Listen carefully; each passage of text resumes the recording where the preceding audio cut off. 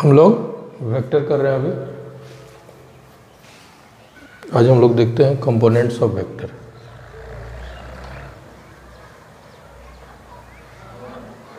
Components ना, components of vector. Component का मतलब कोई वेक्टर को ब्रेक करने के बाद, किसी वेक्टर को ब्रेक करने के बाद क्या क्या मिलेगा। ठीक है, देखते हैं। मान लेता हूं मैं कि यह एक वेक्टर है ए बी, इसको दो पार्ट में ब्रेक करना है। इसका नाम रख देते हैं ए। ठीक है,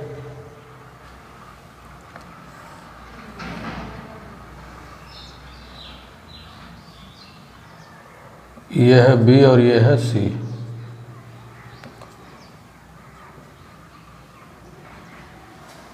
ठीक है, तो triangle law of vector addition क्या हो गया, दिस इक्वल टू क्या बताए थे,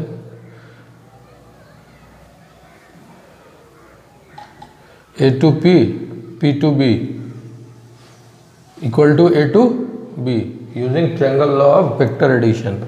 तो यहाँ पे ए इक्वल टू क्या हो जाएगा, बी प्लस सी। ठीक है, समझ में आ गया ये। तो ये जो हो गया दो कंपोनेंट हो गया, समझ में आ गया, इजी है। आगे देखिए,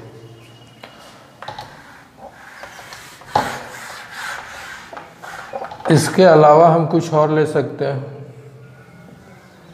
ये भी लेंगे तो क्या ये राइट नहीं है।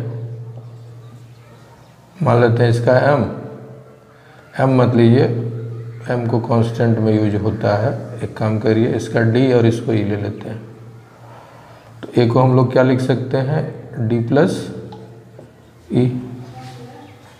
ये भी समझ में आ गया। तो हम लोग कितना ड्रॉ कर सकते हैं ऐसा, बहुत सारा। ठीक है, किसी वेक्टर को बहुत तरह से हम लोग ब्रेक कर सकते हैं कंपोनेंट में। ठीक है, तो हमको सिर्फ यहाँ पर एक पढ़ना है, एक से मतलब रखना है। वैसा कंपोनेंट जिसमें दोनों वेक्टर आपस में परपेंडिकुलर फॉर्म हो। तो मान लीजिए ये एफ है और ये जी है, एफ प्लस जी। तो हमको इसी से मतलब रखना है। बाकी जो हम लोगों ने दो पीछे पढ़ा या तीन पीछे पढ़ा, समझा, उससे मतलब नहीं रखना है। मतलब हमको ऐसा कंपोनेंट लेना है जो कि दोनों एक दूसरे पे परपेंडिकुलर हो। तो इसको हम लोग क्या बोलते हैं, रेक्टेंगुलर कंपोनेंट। रेक्टेंगुलर कंपोनेंट समझ में आ गया। इसको अच्छे से समझने के लिए चलिए हम लोग एक जगह चलते हैं। देखिए, हम आपको उतना ही बताएंगे, कंफ्यूजन नहीं हो। ठीक है, बस मेरा काम आपको कंफ्यूज करना नहीं है, इसलिए जितना बता रहे हैं उसको समझना है। मान लेते हैं ये एक्स एक्सिस है और ये वाई एक्सिस है। कोई वेक्टर है ओपी। ठीक है, यहाँ से यहाँ परपेंडिकुलर डाल दीजिए। इसका नाम रख देते हैं vector A. OP vector A है, ये वेक्टर बी है और ये वेक्टर सी है। तो मैं लिख सकता हूँ A equal to B plus C. समझ रहे हैं ना, using triangle law of vector addition. अब देखिए, जैसे हम लोग ग्राफ पेपर में लेते हैं ना 1 2 3 यूनिट। तो यहाँ पे हमको क्या करना है, यूनिट को उस तरह से नहीं लेना है, एक यूनिट, दो यूनिट, तीन यूनिट। एक यूनिट को हम लोग आई और ऊपर ऐसे करके कैप दे दीजिएगा, आई कैप लेंगे। ठीक है, ये एक्स एक्सिस पे, और वाई एक्सिस पे हम लोग क्या करेंगे, जे कैप लेंगे। ठीक है, तो मान लेते हैं ये m यूनिट है यहाँ से यहाँ तक, तो ये क्या हो गया m इंटू आई कैप, समझ रहे हैं बात को। और ये मान लेते हैं n यूनिट है, ये n यूनिट है यहाँ से यहाँ तक, तो ये लेंथ सेम होगा, तो ये हो गया n j कैप। कैप क्यों? क्योंकि यूनिट में ले रहा हूँ, मैंने बताया था यूनिट वेक्टर को एक कैप से लिखते हैं। पीछे एक बार पीछे वाला जरूर क्लास एक बार विजिट कर लीजिएगा, ठीक है। एन जे कैप, तो मैं लिख सकता हूँ A equal to M I J plus N J, समझ रहे हैं, एम आई कैप प्लस, समझ में आ गया। अगर हम इसको, क्लियर हुआ या और इसमें ज़रूरत है एक्सप्लेनेशन का? ठीक है, समझ में आ गया। अगर हम इसमें 3 वेक्टर एक एक्सिस और ले लें, 3D की अगर बात करूं x y और z, तो उसमें जिस तरह से एक में i लिए दूसरे में j लिए, z में हमको क्या लेना है k कैप, तो वहाँ पर किसी वेक्टर को M I cap N J cap plus P K cap में ब्रेक कर सकते हैं। इसीलिए आगे देखिएगा हम लोग जो पढ़ेंगे वहाँ क्या मिलेगा, कुछ ऐसा देगा 2i cap plus 3j cap plus 4k cap. अब आपको समझ में आ गया होगा i cap j cap k cap क्या है, 2 3 4 का क्या मतलब है। ठीक है, इजी है, हम लोग को पढ़ना इसी में है, जिसमें x एक्सिस y एक्सिस और z एक्सिस तीनों होगा। पहले हमने आपको x एक्सिस और y एक्सिस लेके समझाया, लास्ट में इसी में एक और ऐड कर देंगे। ठीक है, मान लेते हैं हम 2D की बात करें तो a क्या होता है, इसका मैग्नीट्यूड क्या होगा, पाइथागोरस क्या कहता है, this square plus this square under root m square plus n square. तो यहाँ पे मैग्नीट्यूड क्या हो जाएगा, i j और k तीनों में अगर रहा m square plus n square plus p square. समझ में आ गया। इसको हम समराइज वे में आपको लिख देते हैं।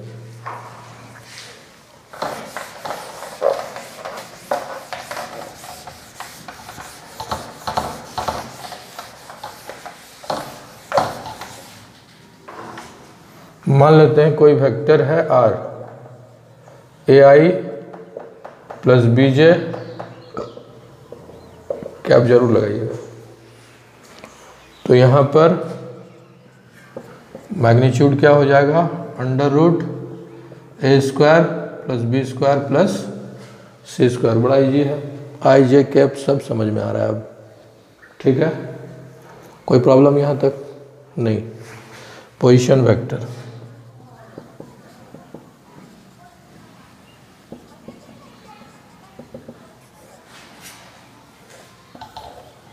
मान लेते हैं ये x एक्सिस है, ये y है, एक z भी बना देते हैं, यानी तो बाद में z ऐड कर देंगे इसमें, क्या है। ठीक है, मान लेते हैं कोई पॉइंट है 4,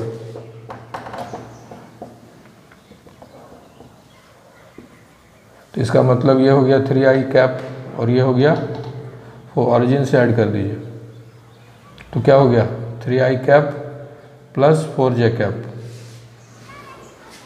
उल्टा हो गया ना, 4i कैप। ये सब समझ रहे हैं ना, 4 3 का मतलब 4 यूनिट इधर 3 यूनिट इधर, बड़ा हो गया, थोड़ा गलत हो गया, मेन मकसद हमारा समझाना है। 4 3 यूनिट, तो क्या हो जाएगा,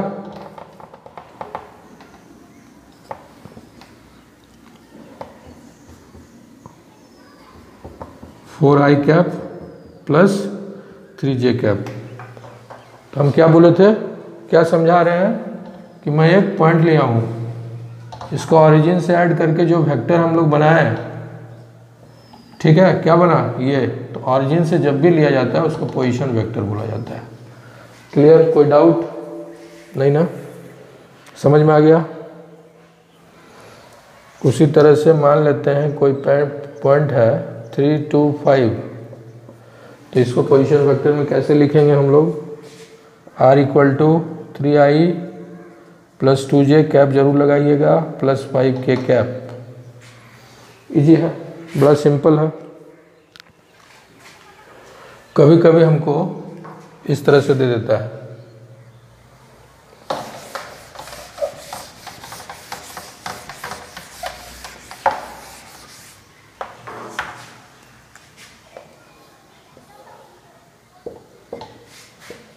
x1 y1 x2 y2,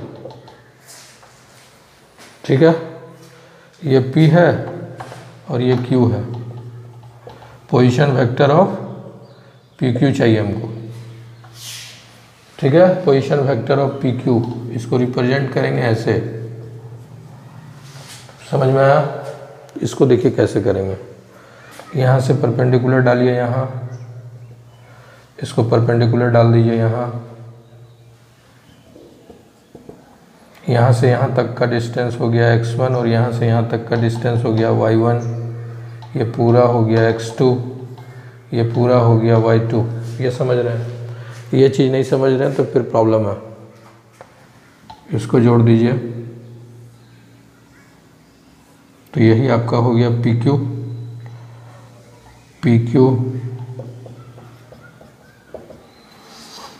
ठीक है।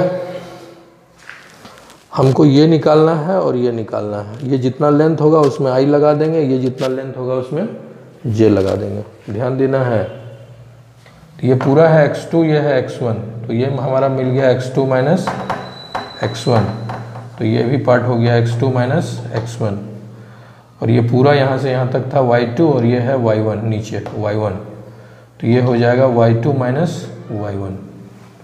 तो PQ को मैं लिख सकता हूँ, ठीक है, triangle law of vector addition से क्या, x2 minus x1 x axis पे है तो I cap y2 minus y1 into J cap, ठीक है।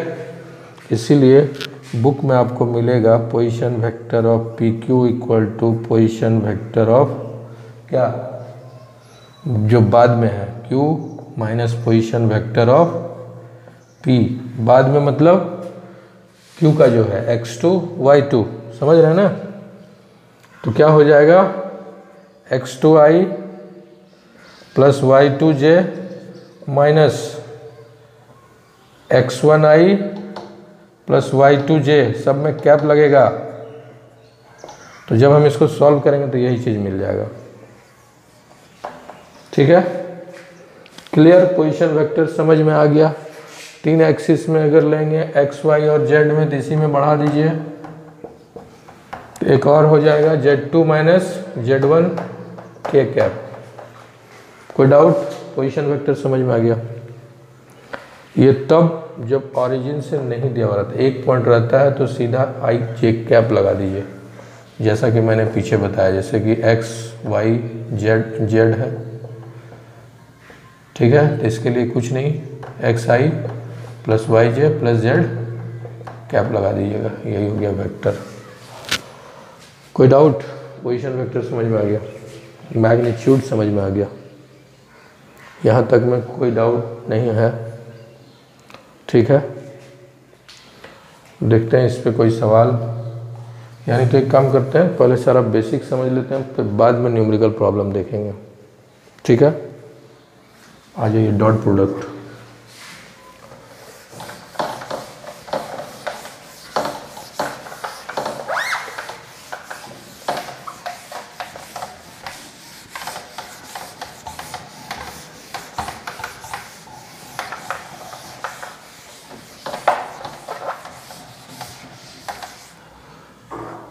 डॉट प्रोडक्ट के पहले 2 कॉन्सेप्ट समझ लेना है हमको,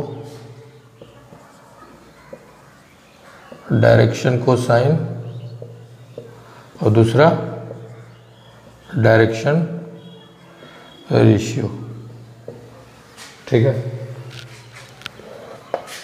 सबसे पहले डायरेक्शन कोसाइन, मान लेते हैं ये पॉइंट P है, पोजीशन वेक्टर हो गया OP, ठीक है। चलिए लगे हाथ Z एक्सिस भी बना देते हैं। चलिए, थोड़ा सा गड़बड़ हो गया,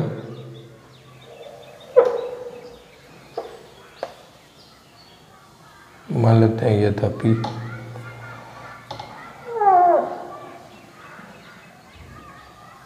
ठीक है, एक्स वाई और जेड।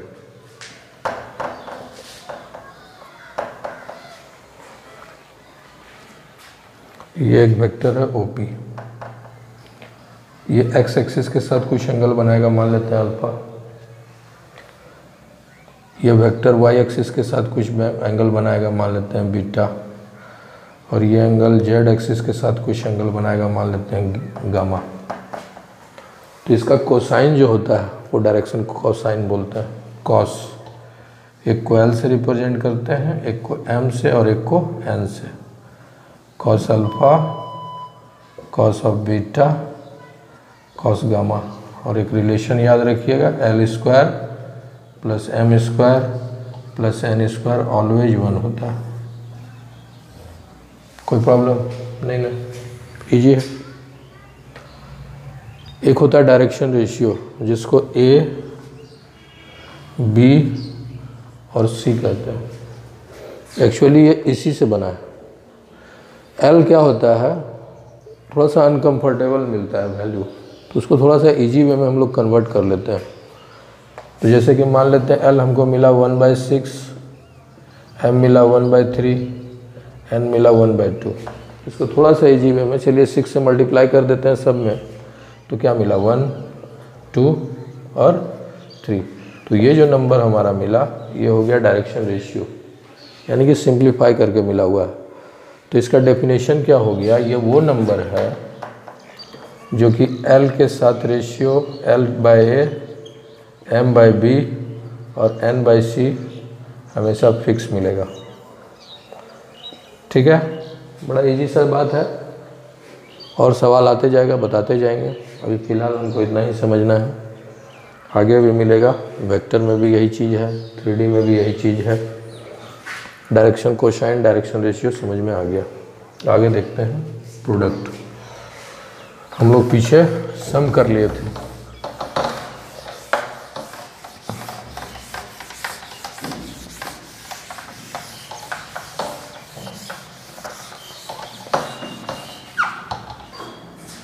पीछे हम लोग सम कर लिए थे, उसमें क्या बताए थे, A + B और B + A सेम होता है। A + B + C आप किसी भी ऑर्डर में ले सकते हो।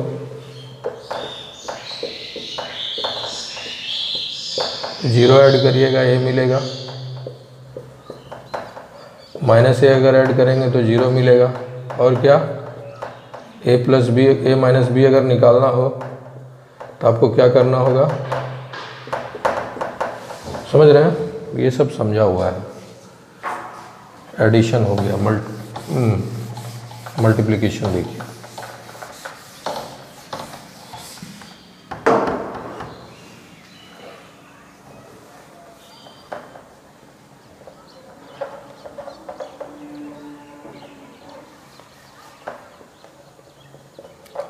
Multiplication of vectors. ठीक है, दो तरह का प्रोडक्ट होता है। एक होता है स्केलर प्रोडक्ट, रुक जाइए, डॉट प्रोडक्ट, और दूसरा होता है क्रॉस प्रोडक्ट। डॉट और क्रॉस हम लोग नंबर में भी करते थे। 4 × 3 क्या मिलता था, और इस तरह से भी लिखते थे तो क्या मिलता था, 12। लेकिन यहाँ पे दोनों का वेक्टर में अलग अलग डेफिनेशन है। ठीक है, समझते हैं। डॉट प्रोडक्ट का दूसरा नाम स्केलर प्रोडक्ट भी है, स्केलर प्रोडक्ट। और क्रॉस प्रोडक्ट का दूसरा नाम वेक्टर प्रोडक्ट भी है। स्केलर प्रोडक्ट क्यों भाई,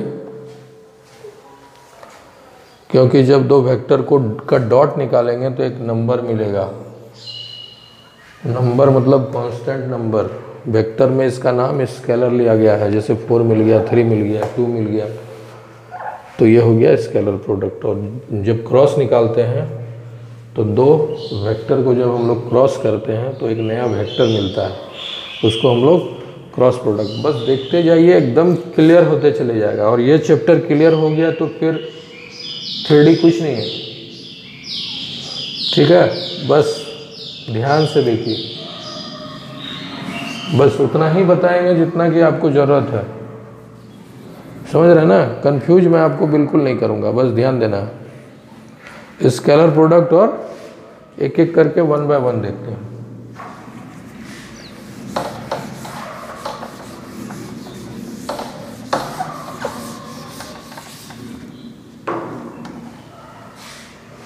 दो वेक्टर है,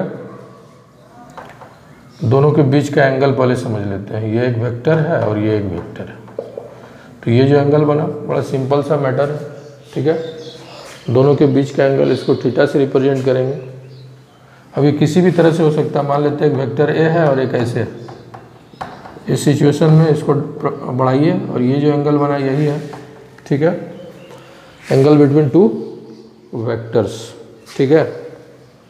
आगे देखते हैं।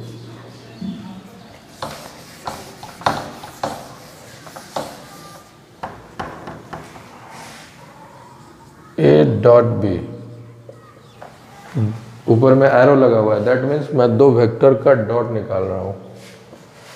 इसका डेफिनेशन कहता है कि मॉड ए ले लीजिए, मॉड बी लीजिए, दोनों को मल्टीप्लाई कर लीजिए और उसको कॉस थीटा से मल्टीप्लाई कर लीजिए। वह थीटा क्या है समझा चुके हैं अभी तुरंत। एंगल बिटवीन टू वेक्टर्स, बड़ा इजी है।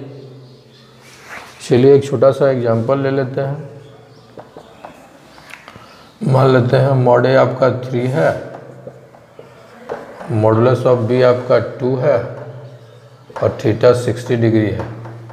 तो फाइंड ए डॉट बी, तो क्या हो जाएगा, A dot B by using definition mod A mod B into cos of theta. Theta मैं कितना ले लूँ 60 डिग्री, मॉड ए का वैल्यू 3, मॉड बी का 2, कॉस 60 का हाफ, कितना मिल गया 3। बड़ा इजी है, बड़ा सिंपल है, ठीक है। आगे देखते हैं।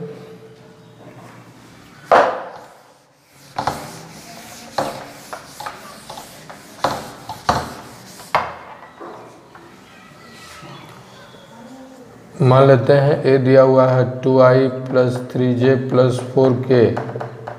कैप देना मत भूलिएगा, मैं भूल जाऊँ कोई प्रॉब्लम नहीं है, हमको एग्ज़ाम नहीं देना है, ठीक है।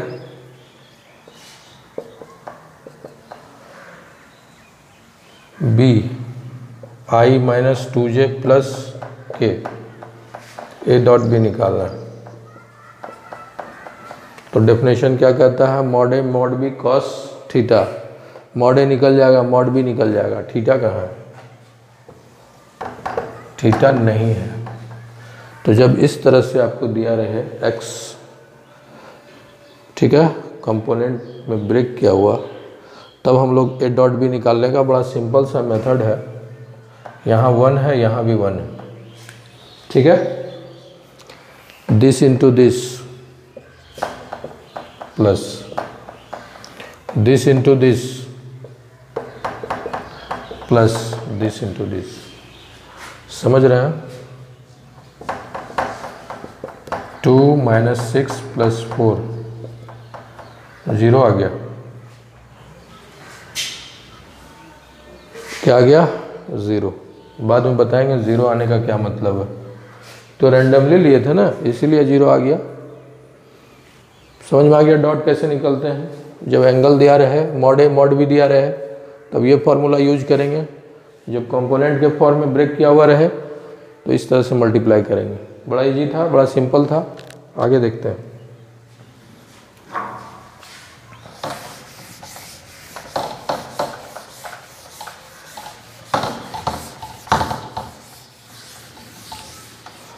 कुछ प्रॉपर्टीज देखते हैं। प्रॉपर्टीज,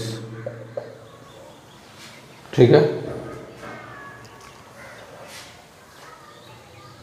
मान लेते हैं दो वेक्टर आपस में परपेंडिकुलर हो, तो दैट मीन्स दोनों के बीच का एंगल क्या मिलेगा, π/2 90 डिग्री। ठीक है, ए डॉट बी क्या हो जाएगा,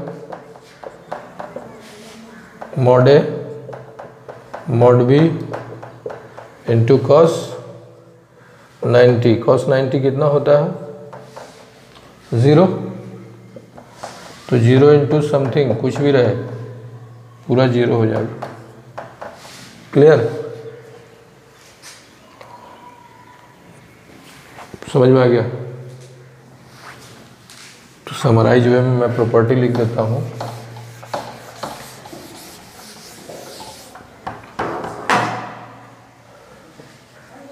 ए डॉट बी अगर आपको 0 मिलता है तो क्या क्या पॉसिबिलिटीज है, 0 हो या नहीं, तो ये 0 हो या नहीं, दोनों 0 हो या नहीं। समझ रहे हैं, ज़्यादातर हम लोग को ये यूज़ करना है, बहुत इम्पोर्टेंट है एकदम पूरा। जहाँ बोल रहे इम्पोर्टेंट है वहाँ थोड़ा सा ध्यान रखिएगा। ए डॉट बी कभी भी 0 अगर मिलता है that means A perpendicular to B. Clear, ये था फर्स्ट प्रॉपर्टी। ठीक है, ए डॉट बी और बी डॉट ए इक्वल होता है, यानी कि कम्यूटेटिव हो सकता है, कम्यूटेटिव होता है। ठीक है, 2 हो गया। तीसरा, A dot B plus C, A dot B plus A dot C लिख सकते हैं। इसको हम लोग क्या बोलते हैं, डिस्ट्रीब्यूटिव। डिस्ट्रीब्यूटिव, इसमें एसोसिएटिव नहीं होता है। ये 3 चीज़ याद रखिएगा। एक चौथा जो कि मोस्ट इम्पॉर्टेंट है, सब इसमें इम्पॉर्टेंट है, ए डॉट ए। देखते हैं क्या मिलता है, mod A mod B, mod B भी ए है, into cos of theta. Theta कितना है, कोई भी वेक्टर खुद से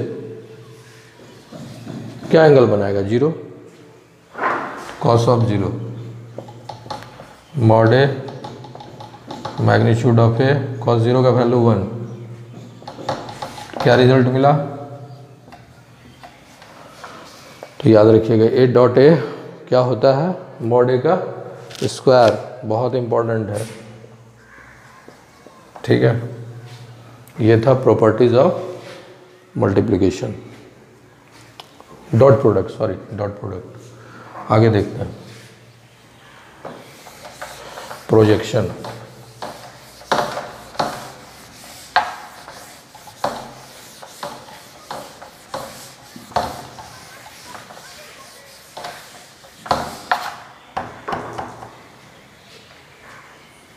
प्रोजेक्शन, मान लेते हैं कि एक लाइन है, ये एक वेक्टर है ए बी, इसका प्रोजेक्शन इस लाइन पे निकालना है। चलिए एल दे देते हैं, यहाँ से परपेंडिकुलर डालिए, यहाँ से परपेंडिकुलर डालिए, ये जो लेंथ मिला, ठीक है, समझ रहे ना। तो ये पार्ट, इसी को बोलते हैं प्रोजेक्शन। ठीक है, सीधी सी बात है, पीएम नाम दे देते हैं। पीएम क्या है, प्रोजेक्शन। ठीक है, एक फॉर्मूला आप दिमाग में बैठा लीजिए, प्रोजेक्शन ऑफ। देखिए हम लोग को जो एग्जाम में मिलेगा, एक वेक्टर का प्रोजेक्शन दूसरे वेक्टर पे मिलेगा, समझ रहे हैं ना। मान लेते हैं ये ए है और ये बी,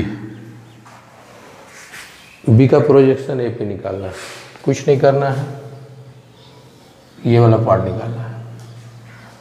ठीक है, तो क्या डेफिनेशन होगा, projection of A on B, A dot B को ऊपर लिख लेना है बाय, ऑन के बाद देख लीजिएगा क्या है मॉड, तो ये एक वेक्टर मिलेगा। प्रोजेक्शन जो होता है ना वो एक वेक्टर होता है, ठीक है। बड़ा इजी है, बड़ा सिंपल है, ठीक है। यही अगर उल्टा कर दें, projection of B on A dot B no change, ऊपर कुछ चेंज नहीं होगा, नीचे मॉड ए, ठीक है। बड़ा इजी है। फिर गड़बड़ हो गया, ये वेक्टर नहीं है, एक लेंथ है ये, ठीक है, ये लेंथ, ठीक है। ये हो गया प्रोजेक्शन। आगे जब सवाल देखेंगे तो और अच्छे से क्लियर हो जाएगा। डॉट में इतना ही था। आगे देखते हैं क्रॉस। कुछ थ्योरम्स वगैरह भी है, जब हम लोग प्रॉब्लम करेंगे तो उस समय कर लेंगे, ठीक है।